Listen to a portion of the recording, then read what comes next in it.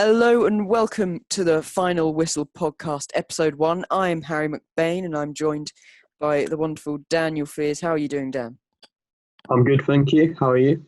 I'm very good, thank you. Now we've got a great episode for you today. So we're going to be covering the new Premier League 5 subs rule, transfer rumours from across the UK, and of course the Burton Albion's Nigel Clough leaving situation. So we're going to be kicking off with the 5 sub rule. So Dan, what have you got to tell us? So before in the English game, you could do 3 substitutes, whereas now they've upgraded it to 5 substitutes. And then you can also have 3 more people on the bench. So previously it would have been 6 on the bench, and now it's 9 on the bench. So do you feel like this was the right thing to do? Personally, I think, it's a good move for the Premier League officials, for all the teams. It's a clever rule, considering the circumstances that, all the clubs find themselves in. We all know that, players are going to be unfit. Some players are going to be, keeping fit, doing, runs every day. I know that Nottingham Forest, they've been making sure they do like 5K or not 5K, a lot more than that every day to keep fit. But, there'll be some players that just been, eating, watching Netflix. So they will be unfit. So to be able to give the Premier League teams this chance to put more players out so that their team will last the 90 minutes, I think is a very smart move. From some research I did. So, of course, we've got the 5 subs, but the teams will only have 3 chances throughout the match to make changes in order to minimise disruption. And I think they should bring this window, these only 3 windows, and move them on to next season. Of course, not the 5 subs, get it back to 3, because the players should be fit by then, but to get this 3 opportunities, because we all know, some teams will sub someone on at the 90th minute to get that player to walk all around the pitch, do a bit of clapping to the fans, and it will waste time. And I think this would, get rid of that time wasting. I think also when we're looking at the Premier League's Project Restart, of course, at the very beginning of everyone talking about it, we were all talking about possible neutral venues for the teams to be played at. Now, that's kind of gone out the window a bit for some of the recent ideas that we're going to be playing at, the home, at the actual stadiums for the clubs. Now, I think, this is kind of a good thing for the players because they know the pitch is better. But what do you think about the neutral venues? Do you think they should play at their own stadiums or go somewhere else? I think they should be going somewhere else, because otherwise it's going to be a bit like, when England were playing them countries that were being banned from going to their stadiums because of the racist abuse. They still turned up. They just made their way by standing on a hill and looking over. And that's what's going to happen again. They're just going to look. You can't say to Liverpool fans that you're not going to watch your team lift the title. They're still going to do it. Well, of course, the Premier League released the fixture list for the teams for the rest of the matches. We've seen that there's going to be 1 or 2 games at least every day for, from the 17th of June definitely till like the 20th of July or something like that. So players are going to be tired. The 5 subs are going to be needed. Now, how to end the season to be in the question. Of course, West Ham, Karen Brady wanted it null and void. That was probably just to keep their fans from, chucking seats around at each other. But other teams, such as Liverpool, as you said, winning the league at Anfield is vital for them because, they haven't done it in ages, 30 years. And it's going to be different because I saw yesterday that Sky Sports have done a deal with, I think it's EA, to take the crowd noises from FIFA, so all the clubs can use them, or Sky can use them to overlay when there's no crowd, because obviously only 300 people allowed into the stadium. We've seen when the Bundesliga was on, it felt weird because you could hear everything everyone was saying, of course, and they did an interview with one of the players, the German players, who said it's hard because you're not just concentrating on football, you're concentrating on what you can say, because you don't want to be caught swearing in, on live TV, because you don't know who's watching. So I think that this is, it's going to be difficult for the Premier League to get it all right, but there's going to be mistakes, and whatever happens, no one's going to be happy how it ends. So it's a bit of a tough one for, the officials to sort out. There'll be clubs that will benefit and there'll be clubs that don't from this. And the mid-table sides don't really care if the season carries or gets voided. And then you'll get teams like Leeds and West Brom who want to make sure the season finishes because they want to get promoted, etc. Of course, you just mentioned there about EFL clubs, and we're going to look at another EFL club now in terms of League One team, Burton Albion. So you might have seen in the news recently that the manager, or ex-manager now, Nigel Clough, stepped down as manager of Burton and will be replaced by the club captain, Jake Buxton, and he's going to take up the role of player manager. Now, this is believed to be all to do with finance at the club and, keeping Burton afloat. But what do you think of the situation, Dan? I think that it's a really good move from them. I'm surprised more clubs have not followed in their footsteps of because they've made a player their manager. So they're saving so much money with this. And if they get this money back, they can literally go and get a new manager at the end of the season when they're actually working. So there's a bit of history for people listening. So Clough, this was his second spell at Burton. He came back in 2015 and took the club up to the Championship for the first time in their history. We all know that didn't go ever so well. They got relegated, of course. But he'd previously, led the club back into the Football League for leaving in 2009 to go and manage Derby County. God, poor him, of course, as a Forest fan's perspective. But this is what the Burton chairman had to say in a club statement. Unfortunately, the coronavirus pandemic is having a dramatic impact on all football clubs, meaning we have to make difficult financial decisions going forward in order to safeguard the club and ensure it still exists for the supporters and the benefit of the community for generations to come. Now, that is very directly there saying this is financial.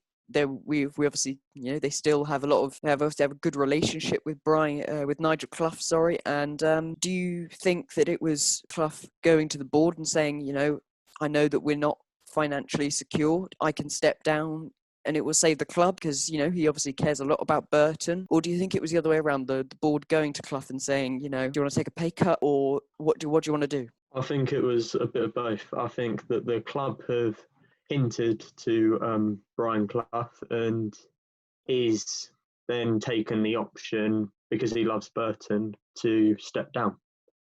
And he's a massive Burton fan, you can tell that, because he's been there twice now, and he also played for them.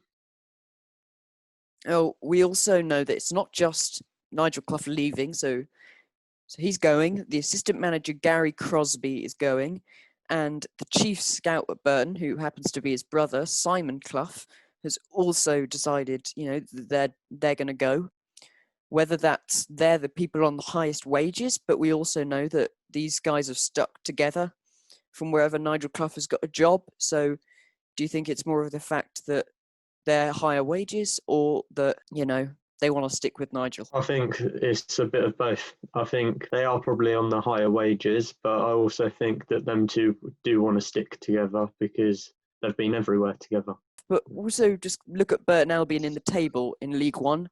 They're sitting in 12th, not bad, just below the mid-table mark, 48 points. So they're only 11 off the playoffs, but they've only won one game in their last 5. So whether, taking that bad form as well as part of the decision, do you think that was ever part of the reason for his departure? I think it was a big part of it. I don't think if they had won their last 5 games, I don't think they would have hinted to him to resign. And they're only 11 points off playoffs, so they could technically get into it if their games continued. Now, we're going to get to this part of the podcast, which you'll see in many episodes, and it's going to be our transfer talk section. So, Dan, what stories have you got for us? I have got my first story is Timo Werner. He was first off linked with Liverpool, and now he's been linked with Chelsea, which now Chelsea are supposedly favourites to getting him. And he's got a release clause of a reported 50 million. What do you think to sign him? Well, we all know that Timo Werner is a brilliant striker. We've all seen him for RB Leipzig over the few seasons where they've risen the ranks in the Bundesliga. He's become one of the first names in the German national team selection. So it's not a surprise that he's being linked with such big clubs. I think he'll do well if he does go to Chelsea. They need someone of a high caliber like his. I think when Morata came, he did well, but then it didn't always work out for him. Diego Costa as well. And of course, they've got Tammy Abraham at the club, but he's, of course, lacking a bit of Premier League experience. So I think it's going to be good for them to get in a striker of his quality. I personally think it would be a great signing for them because he offers something different. Tammy Abraham's more of a sort of hold-up striker, and Werner's a pacey striker that likes to get in behind. And with reported rumours of Pedro and Willian leaving, he could slot into that left wing spot alongside Tammy Abraham and Pedro. Callum Hudson-Odoi. Now, of course, you were just talking about their young front line there. Another young Premier League prospect is Newcastle midfielder Matty Longstaff. We all know his quality. Him and his brother at Newcastle, they've done very well breaking through this season. But the report I found is linking him with a move to Watford, but not directly through Watford. A move to Udinese in the Serie A, who are owned by the same people who own Watford. Now, it's believed that he reached a deadlock in his contract conversations with the Magpies over his extension, and his current deal is going to expire this summer. So what do you think of that rumour? If he goes to Watford, it'll be a great step up for him because he's got no one at Newcastle who he can really play with. He's only really got his brother, and Jolinton isn't that good a striker. He can't really create as many opportunities as what he would be able to at Watford because they've got players like Deulofeu, Troy Deeney, etc., who he can get it into behind. So this statement in the media has come out and said, while it's understood that Matty Longstaff would prefer to stay at St James's Park, the impasse in his talks surrounding his deal meant that he's had to consider options from elsewhere. Now, this option from elsewhere for Udinese is thought to be around 30 grand a week, which, it's massive for them. We know he's not on a high wage at Newcastle. Apparently, before the lockdown came into force in the UK, he flew out for talks. And it's believed that, that's where he's going, but Watford will be the final destination, whether that's on loan. I would presume that would be the deal that would go ahead. But it's not just these clubs that have been interested. Of course, Inter Milan, Olympique Marseille, big names that could attract him to their clubs. What do you think is the perfect destination for him? I personally think that Watford would be the perfect destination for him because he's in the strongest league in the world and he's going to be on a high wage there. So it's a win-win for him, really. Could you see Matty Longstaff lining up with the likes of Doucouré in the Watford midfield, getting these through balls to beat Liverpool every season? Yeah, well, Liverpool lost to them again this season, so... Who knows? What else have you got for us, Dan? I've also got about Aubameyang signing the contract. Will he stay or will he not? Because Aubameyang's dad has... put on his Instagram story saying how, with a picture of Aubameyang signing his previous contract with Arsenal, saying, you know what you need to do. So this tells us that Aubameyang's dad wants him to stay at Arsenal, and Aubameyang's dad is really close with Aubameyang. So this could be a massive hint for Arsenal fans. Yeah, well, of course, we all know Aubameyang's a quality player. He's one of the key parts in Arsenal's 11.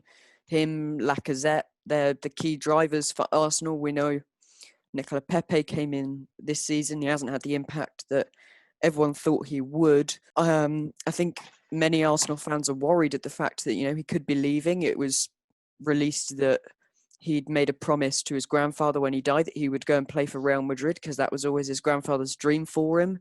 So that's another worry for the fans at the Emirates.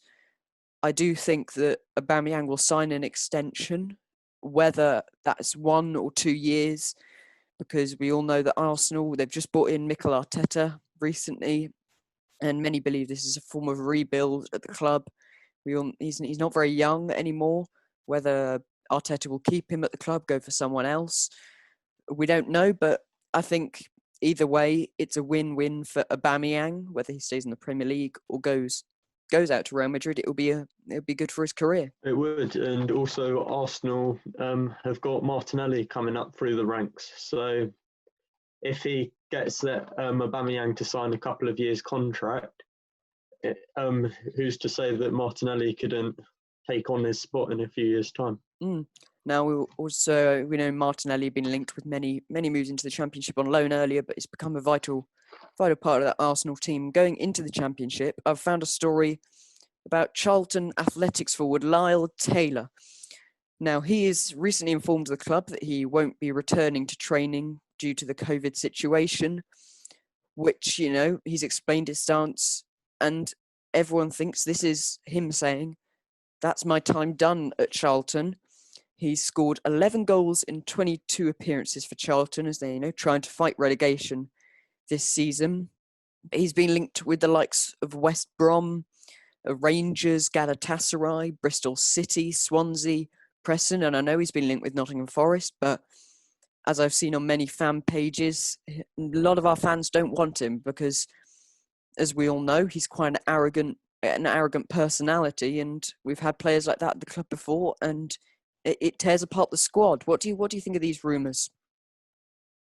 I think Lyle Taylor, he's always wanted out of Charlton ever since they've got up into the Championship. Because in the summer, he wanted out even though they'd just been promoted to the Championship. But I think he keeps on waiting for the big Premiership deal. Well, of course, being linked with West Brom, they pretty much got promotion this season, considered on the fact that promotion goes ahead. But he's come out and said in the media, I'm 30 years old. I want to move to the next step. We all know he suffered from injuries this season, which has prevented him from, getting as many goals as the likes of Graben, etc. A little Forest, bit in there. But he wants to get up to this step because he's worried that if he gets another injury, that will be his career over. What do you think of that? I only believe that he should go to a Premiership club if he was to leave. But he's such an arrogant striker. I think that Premier League clubs wouldn't want him. A club like West Brom, who have got 3 or 4 strikers in their rank, and Lyle Taylor is on the same sort of level as them, really. So could you see, of course, West Brom have got Jay Rodriguez, etc. up front. Do you think if they brought in Lyle Taylor, would you think they'd keep Jay Rodriguez, or we only know he came this season from Burnley? Do you think he would stay, or do you think they would, get rid of him? They've got another striker. The only striker that I reckon that they would get rid of, because Hal Robson, Carnu, etc., they're all very different types of strikers to Lyle Taylor. And the only one that they'll get rid of is that Callum Robinson of Sheffield United. So. Well, this statement I found saying West Bromwich Albion registered an interest in the January transfer window as Bilic and, I think it's their head scout Luke Dowling set about improving their forward options, but ultimately their priorities were elsewhere. And we know that that's Robinson. He came in, he's scored a few goals. But I think Lyle Taylor would be a better option for West Brom than, Robinson. I do think if West Brom got promoted, Hal Robson Carnu, I think he would leave because I don't think he's a Premier League standard of player. But, it's going to be madness. I feel a bit sorry for Charlton in the fact, he just publicly come out and said, I want out of this club. We're not very good. He's always been like that, though. He always tells fans exactly what he's feeling, and he's never been comfortable at Charlton in recent years. He's picked up a load of injuries. Fans like him because he scores goals, but that's all really. They don't like his personality. So I'd just like to thank everyone for listening. It's been an honour. It's our first ever episode. Please, if you're watching on YouTube, subscribe and like the video so you never miss another one. And if you're listening on SoundCloud, share it out, tell your friends. It's goodbye from me, Harry. And goodbye from me. And that was Final Whistle.